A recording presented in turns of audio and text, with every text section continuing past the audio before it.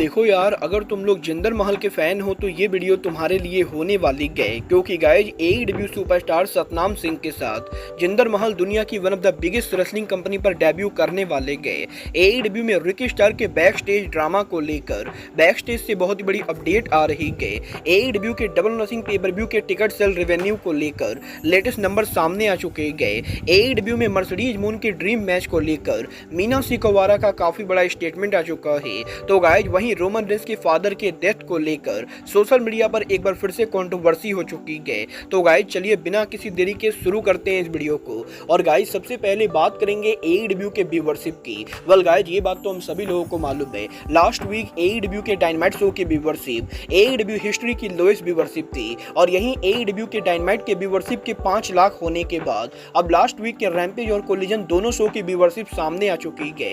Guys बात करें अगर यहाँ पर एईडब्ल्यू के रैम्पेज शो की, तो गाइज जहां 14 जून को एईडब्ल्यू के रैम्पेज शो को करीबन 3,34,000 लोगों ने देखा, वहीं 21 जून के ऊपर लास्ट वीक एईडब्ल्यू के रैम्पेज शो को 3,28,000 व्यूवरशिप मिली, जो 14 जून के मुकाबले तो कम थी, बट 18/49 डेमोग्राफी फिगर के अंदर एईडब्ल्यू का रैम्पेज नंबर 10 रैंक के ऊपर था। और एईडब्ल्यू के रैम्पेज की डेमो रेटिंग करीबन 0.12 थी, जो इस साल के अंदर एईडब्ल्यू रैम्पेज की हाईएस्ट रेटिंग है। और गाइज 18/49 डेमोग्राफी फिगर के अंदर एईडब्ल्यू के लास्ट वीक का रैम्पेज काफी ज्यादा सक्सेसफुल रहा है। तो गाइज वहीं एईडब्ल्यू के कोलिजन शो के अंदर जहां 15 जून को एईडब्ल्यू के कोलिजन शो को 4,31,000 व्यूवरशिप मिली, वहीं 22 जून को एईडब्ल्यू के प्री रिकॉर्डेड कोलिजन शो को करीबन 4,29,000 व्यूवरशिप मिली, जो लास्ट वीक के मुकाबले करीबन 2,000 कम थी। बट गाइज यहाँ पर व्यूवरशिप के मामले में एईडब्ल्यू का कोलिजन और रैम्पेज दोनों ही शो लास्ट वीक के डायनामाइट के मुकाबले काफी सक्सेसफुल रह गए। वेल देखना बहुत ही दिलचस्प होने वाला है कि इस हफ्ते एईडब्ल्यू के डायनामाइट शो को कितनी व्यूवरशिप मिलती गए। बट गाइज चलिए फिलहाल आगे बढ़ते और बात करते हैं रोमन रेंस के फादर की सडन डेथ की। वेल गाइज अगर आप लोगों को अभी तक नहीं मालूम है तो मैं आपको बता दूं, कल यहाँ पर रोमन रेंस के अंकल के द्वारा ये अनाउंस किया गया कि रोमन रेंस के फादर सिका एनॉय की यहाँ पर डेथ हो चुकी है। और गाइज यही रोमन रेंस के फादर के डेथ होने के बाद सोशल मीडिया के ऊपर पूरे रेसलिंग फैंस यहाँ पर रोमन रेंस के फादर को ट्रिब्यूट दे रहे गए। तो गाइज वहीं इसी ट्रिब्यूट के अंदर ऑल एलीट रेसलिंग भी यहाँ पर एक ट्वीट करती गए, जहां पर एईडब्ल्यू के द्वारा उनके ऑफिशियल ट्विटर अकाउंट के ऊपर रोमन रेंस के फादर सिका एनॉय को लेकर ऑफिशियल ट्वीट किया जाता है। और इस ट्वीट के अंदर वो यहां पर बेसिकली सिका एनॉय के रेसलिंग बिजनेस में कंट्रीब्यूशन को लेकर उनको यहां पर थैंक यू करते गए। और एईडब्ल्यू ट्वीट करके ये कहती गई कि ऑल एलीट रेसलिंग यहां पर रोमन रेंस के फादर के रेसलिंग बिजनेस में कंट्रीब्यूशन को काफी ज्यादा मानती गए। और एईडब्ल्यू कंपनी ये होप करती गई कि रोमन रेंस के फादर सिका एनॉय के फैमिली और उनके फैंस यहां पर इस चीज को लेकर इस समय बढ़िया तरीके से चीजों को हैंडल करेंगे। और गाइज एईडब्ल्यू के काफी बढ़िया तरीके से ट्रिब्यूट देने के बाद भी अब यहां पर एईडब्ल्यू के इस ट्वीट के कमेंट सेक्शन के अंदर काफी सारे गधे रेसलिंग मास यहां पर कंट्रोवर्सी करने की कोशिश कर रहे गए, जहां पर एईडब्ल्यू के सिंपली रोमन रेंस के फादर को ट्रिब्यूट देने के बाद इस ट्वीट के कमेंट सेक्शन के अंदर डब्ल्यूडब्ल्यूई के काफी सारे मार्क्स यहां पर एईडब्ल्यू को ट्रोल करने की कोशिश करते गए, जिनमें से कुछ लोगों का यह कहना होता है कि एईडब्ल्यू कंपनी को अपने ब्रांड पर फोकस करना चाहिए और उन्हें यहां पर डब्ल्यूडब्ल्यूई को लेकर ट्वीट नहीं करना चाहिए। तो वहीं कुछ लोगों का यह कहना होता है कि एईडब्ल्यू कंपनी आखिर रोमन रेंस के फादर को लेकर ट्वीट क्यों कर रही है, जबकि यहां पर सिका एनॉय ने कभी भी एईडब्ल्यू पर काम नहीं किया है। और गाइड यहां पर कम दिमाग वाले लोग सोशल मीडिया के ऊपर इस चीज के अंदर भी एईडब्ल्यू और डब्ल्यूडब्ल्यूई के बीच में ट्राइबलिज्म करने की कोशिश कर रहे हैं, जो मेरे हिसाब से बहुत ही घटिया हरकत है। और मैं यहां पर इस तरह की चीजों को बिल्कुल सपोर्ट नहीं करता हूं। बट गाइड चलिए फिलहाल आगे बढ़ते और बात करते हैं एईडब्ल्यू सुपरस्टार रिकी स्टार की। वेल गाइज बात करें यहाँ पर रिकी स्टार की,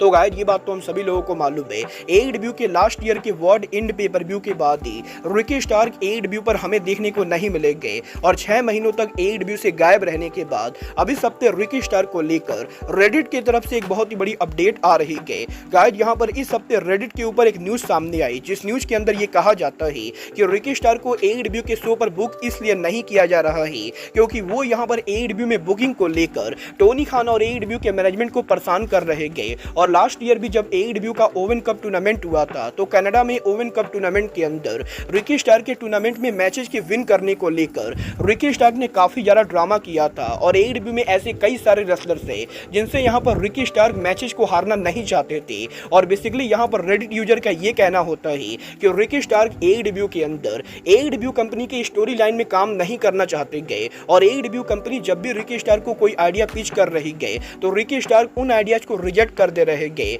और गाइज यहाँ पर बेसिकली रेडिट के ऊपर इस पूरे न्यूज के सामने आने के बाद सोशल मीडिया पर AEW के मार्क्स के द्वारा रिकी स्टार्क को ट्रोल किया जा ही रहा होता ही तभी यहाँ पर फाइटफुल इस पूरे रिपोर्ट को वेरीफाई करती गए। और गाइज फाइटफुल ये कंफर्म करती गए कि ये बात यहाँ पर बिल्कुल सही गए कि लास्ट ईयर यहाँ पर AEW के ओवन कप टूर्नामेंट के अंदर रिकी स्टार्क ने उनकी बुकिंग को लेकर काफी ज्यादा ड्रामा किया था। बट गाइज ये बात बिल्कुल ही गलत है कि रिकी स्टार्क AEW के अंदर AEW की सारी स्टोरी लाइन को रिजेक्ट कर रहे गए। और गाइज फाइटफुल की रिपोर्ट के हिसाब से डेफिनेटली यहाँ पर रिकी स्टार्क ने लास्ट ईयर AEW में उनकी बुकिंग को लेकर टोनी खान के साथ काफी डिस्कशन किया और AEW कंपनी के रिकी स्टार्क को काफी आइडियाज पिच करने के बाद भी रिकी स्टार्क ने काफी सारे आइडियाज को रिजेक्ट किए। बट गाइज यहाँ पर इसका रिकी स्टार्क के टीवी पर ना काम करने से दूर दूर तक कुछ भी लेना देना नहीं गए। और ये बात यहाँ पर बिल्कुल सही गए कि रिकी स्टार्क बुकिंग को लेकर प्रॉब्लम कर रहे गए बट वो यहाँ पर हर स्टोरी लाइन के अंदर प्रॉब्लम नहीं कर रहे गए। वेल गाइज अब यहाँ पर ये न्यूज कितनी सही है मैं इस पर कोई भी कमेंट करना नहीं चाहूंगा। बट गाइज अगर यहाँ पर इस न्यूज के अंदर बिल्कुल कोई भी सच्चाई गए तो गाइज रिकी स्टार्क और AEW दोनों के लिए ये बेटर होगा कि वो दोनों यहाँ पर अपने अपने रास्ते अलग करे, क्योंकि गाइज ये चीज आगे चलकर और ज्यादा प्रॉब्लम क्रिएट करेगी। बट गाइज चलिए फिलहाल आगे बढ़ते हैं और बात करते हैं AEW के last pay per view AEW double और नथिंग पेपर व्यू की। वेल गाइज ये बात तो अब सभी लोगों को याद होगी। AEW के इस साल के डबल और नथिंग पेपर व्यू के एक महीने पहले ही मैंने आपको ये कहा था कि AEW के इस साल का डबल और nothing pay per view last year के मुकाबले फ्लॉप होने वाला है। और गाइज वैसे तो पेपर व्यू बाय रेट के अंदर AEW के इस साल का डबल और nothing pay per view last year के मुकाबले कुछ ज्यादा फ्लॉप नहीं हुआ ही, क्योंकि लास्ट ईयर डबल और नथिंग पेपर व्यू की बाय रेट जहां 1,40,000 थी वहीं इस साल की बाय रेट करंटली 1,33,000 है। बट गाइज यहीं अब इस पेपर व्यू के बाय रेट के अलावा इस पेपर व्यू के अटेंडेंस रेवेन्यू को लेकर भी काफी बड़ी अपडेट आ चुकी है। गाइज यहाँ पर लास्ट ईयर जहां AEW के डबल और नथिंग पेपर व्यू के ऊपर करीबन 100 के ऊपर 10,500 लोगों के शो को अटेंड करने के बाद AEW के डबल और नथिंग पेपर व्यू के गेट रेवेन्यू के जरिए AEW कंपनी ने $1 मिलियन का रेवेन्यू किया था। वहीं इस साल AEW के डबल और नथिंग पेपर व्यू के ऊपर 100 के ऊपर 9,000 लोगों के आने के बाद AEW के इस साल के डबल और नथिंग पेपर व्यू के टिकट सेल रेवेन्यू मात्र यहाँ पर 5,82,000 है। और गाइस AEW के डबल और नथिंग पेपर व्यू के टिकट सेल के जरिए इस साल AEW कंपनी ने करीबन $5,82,000 का रेवेन्यू किया है। और ये कहना बिल्कुल भी गलत नहीं होगा कि AEW के इस साल का डबल और nothing pay per view ticket sale revenue के मामले में फ्लॉप रहा है। वेल गाइस यहाँ पर मैं आपको अभी से एडवांस में ये बता सकता हूँ कि इस साल का फॉरबिडन डोर पेपर व्यू भी लास्ट ईयर के मुकाबले रेवेन्यू वाइज फ्लॉप होने वाला है। बट गाइस चलिए फिलहाल आगे बढ़ते हैं और बात करते हैं मीना सिकोवारा के ड्रीम मैच की। वेल गाइस ये बात तो हम सभी लोगों को मालूम है, AEW के upcoming pay per view forbidden door के ऊपर मीना सिकोवारा टोनी स्टॉर्म को वुमेन टाइटल के लिए चैलेंज करेंगी। बट यही मीना सिकोवारा के इस बड़े मैच से पहले आज यहाँ पर मीना सिकोवारा के लेटेस्ट इंटरव्यू के अंदर मीना सिकोवारा AEW पर उनके ड्रीम मैच को लेकर बात करती गए, जहां पर मीना सिकोवारा का ये कहना है कि AEW के अंदर उनका ड्रीम मैच और किसी से नहीं बल्कि मर्सिडीज मोन से है। और गाइस लास्ट ईयर जब मर्सिडीज मोन NJPW पर काम कर रही थी तो उस समय जापान के अंदर मीना सिकोवारा की मर्सिडीज मोन से दोस्ती हुई थी और वो यहाँ पर पर्सनली मर्सिडीज मोन की काफी बड़ी फैन थे। और अब जबकि मर्सिडीज मोन AEW के ऊपर है और मीना सिकोवारा भी AEW के साथ काम कर रही गए तो वो यहाँ पर इस साल AEW के अंदर मर्सिडीज मोन के साथ ड्रीम मैच लड़ना चाहती गए। वल देखना बहुत ही दिलचस्प होने वाला है कि टोनी खान मोन और मीना सिकोवारा के बीच में ड्रीम मैच कब और कहां बुक करते हैं। बट गाइस चलिए फिलहाल आगे बढ़ते हैं और बात करते हैं WWE के former superstar the modern day Maharaja Jinder Mahal की। वेल गाइस ये बात तो हम सभी लोगों को मालूम है, WWE के द्वारा इस साल जिंदर महल को कंपनी से फायर कर दिया गया है। और गाइस यही जिंदर महल के WWE से फायर होने के बाद इस समय जिंदर महल WWE के बाहर कहां जाएंगे इसको लेकर फैंस यहां पर काफी ज्यादा स्पेकुलेशन कर रहे गए। और जहां काफी सारे लोगों का ये मानना है कि जिंदर महल को AEW ज्वाइन करना चाहिए, वहीं काफी सारे लोग जिंदर महल को TNA पर देखना चाहते गए। बट अब यहां पर फाइनली जिंदर महल ने उनके डेब्यू को लेकर काफी बड़ी अनाउंसमेंट कर दी गई। वेल गाइस आज यहां पर मेक्सिको की biggest wrestling company Lucha Libre triple A के द्वारा ऑफिशियली ये अनाउंस कर दिया गया है कि लूचा लिब्रे ट्रिपल ए के 17 अगस्त को biggest pay per view triple mania pay per view के ऊपर दी मॉडर्न डे महाराजा WWE के बाहर पहली बार किसी मेजर रेसलिंग कंपनी पर काम करेंगे। और गाइस 17 अगस्त के ऊपर मेक्सिको के biggest pay per view triple mania के ऊपर मॉडर्न डे महाराजा यहां पर टैग मैच के अंदर एक्शन में होंगे,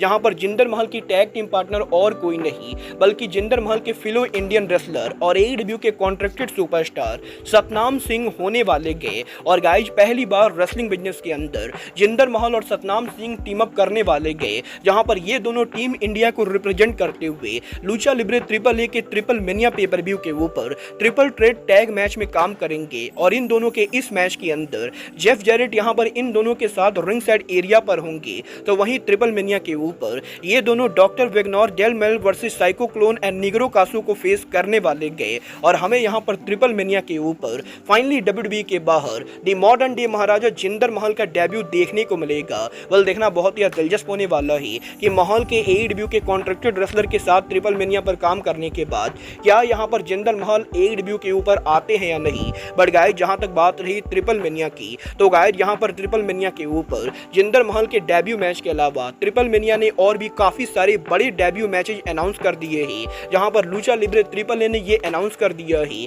कि 17 अगस्त को CDMX triple mania pay per view के ऊपर मैट रिडल ट्रिपल मेनिया के ऊपर उनका डेब्यू करेंगे, जो यहां पर ट्रिपल मेनिया के ऊपर हमें यहां पर लेराडो किड को फेस करते हुए दिखाई देंगे। तो गाइस वहीं ट्रिपल मेनिया के मेन इवेंट के ऊपर WWE के दो फॉर्मर सुपरस्टार निक नेमिथ और अल्बर्टो एल पैट्रॉन आमने सामने होने वाले गए। और गाइस लूचा लिब्रे के लास्ट ट्रिपल मेनिया के ऊपर निक नेमिथ के अल्बर्टो को हराकर लूचा लिब्रे के वैकेट मेगा टाइटल को जीत जाने के बाद अब इन दोनों के बीच में 17 अगस्त को ट्रिपल मेनिया के मेन इवेंट के ऊपर मेगा चैंपियनशिप के लिए रीमैच होने वाला है। और एक बार फिर से लूचा लिब्रे ट्रिपल ए के अंदर मैक्सिको के biggest pay per view triple mania पर हमें यहां पर अल्बर्टो और निक नेमिथ आमने सामने देखने को मिलेंगे। वेल मुझे ये कहने में कोई भी शक नहीं है कि डेफिनेटली यहां पर लूचा लिब्रे ट्रिपल ए का ये पेपर व्यू काफी ज्यादा जबरदस्त होने वाला है और मैं डेफिनेटली इस पेपर व्यू को लाइव देखना चाहूंगा। वेल आप लोग ट्रिपल मेनिया को देखना चाहोगे या नहीं, आप लोग मुझे कमेंट करके बताइए। बट गाइस अब आज के इस वीडियो में बस इतना ही। मैं मिलता हूं आपसे अपने अगले वीडियो में। बट गाइस तब तक के लिए goodbye, good night and bang.